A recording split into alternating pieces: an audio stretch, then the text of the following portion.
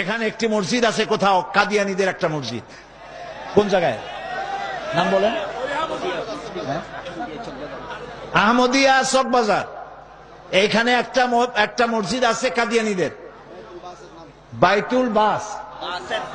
বাইতুল বাসেত মসজিদটার নাম। মুসলমানেরা জানে না বলে সেখানে নামাজ পড়তে যায়। মনে রাখবেন, কাদিয়ানীরা যে মসজিদ বানায় ওইটা মসজিদ না, এটা উপাসনালয়।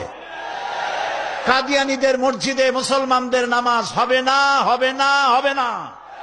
কারণ গোলাম মোহাম্মদ কাদিয়ানী কাফের, আর তাকে যারা নবী মানে তারাও কাফের। তাদের সাথে মুসলমানদের না না না, থামেন, এই যে বসেন। আমি কিন্তু এই গরম স্লোগান পছন্দ করি না। কি জ্বালায় পোড়াই দেবেন আপনি? জ্বালানো পোড়ানোর মধ্যে আমরা নাই।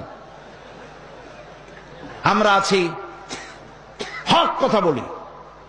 তাদের অধিকার আছে দেশে থাকার, যেমন হিন্দু, খ্রিস্টান, বৌদ্ধ সকল জাতি যেমন এখানে সাম্প্রদায়িক সম্প্রীতি নিয়ে আছে, কাদিয়ানীরাও সেভাবে থাকবে।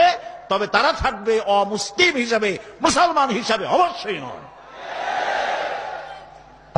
তাদের উপাসনার গায়ে কেউ হাত দেবে না, মনে থাকবে এই কথা। আমাদেরকে কোরআনে নিষেধ করা হয়েছে কারো মন্দির ভাঙবে না, কারো গুরুদুয়ারা, কারো গির্জা, কারো চার্চ, কারো প্যাগোডায় হাত দিবে না, ভাঙবে না, এবং কারো দেবতাকে গালি দিবে না, আমার আল্লাহ বলেছেন। মনে থাকবে এই কথা।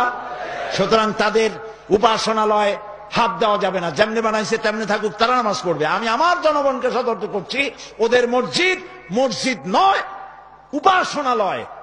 ওটাকে মসজিদ বলা জায়েজ নাই, এটা উপাসনালয়। কোন মুসলমানের নামাজ এখানে হবে না, মনে থাকবে।